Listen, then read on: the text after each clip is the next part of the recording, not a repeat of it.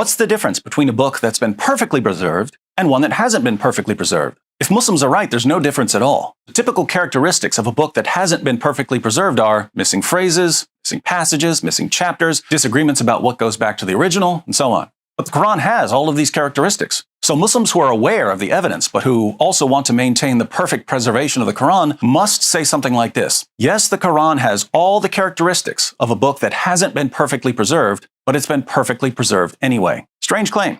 In Sahih al-Bukhari, Muhammad told his followers to learn the recitation of the Quran from 4 people. 2 of the 4 people on Muhammad's list were Abdullah ibn Masud and Ubay ibn Ka'b. Ibn Masud claimed that the Quran should only have 111 surahs, claimed that Surah 1, Surah 113, and Surah 114 were just Muslim prayers, and that they shouldn't have been included in the Quran. Ubay ibn Ka'b, another of Muhammad's top reciters, claimed that the Quran should contain 116 surahs. He said that Uthman's Quran was missing 2 prayers that should have been included, and these are different from the 2 chapters that Abu Musa said were forgotten. So Muhammad's best reciters couldn't even agree on what was supposed to be in the Quran, which means that the process of compiling the Quran was a difficult and sloppy process. We should also take note of the obvious. Muslim scholars are well aware of the fact that the Quran has been changed, and yet they tell less educated Muslims that the Quran has always been exactly the same. Why are Muslim scholars and leaders deceptive about the history of their book? If they're willing to deceive their fellow Muslims about the history of the Quran, what else are they being deceptive about?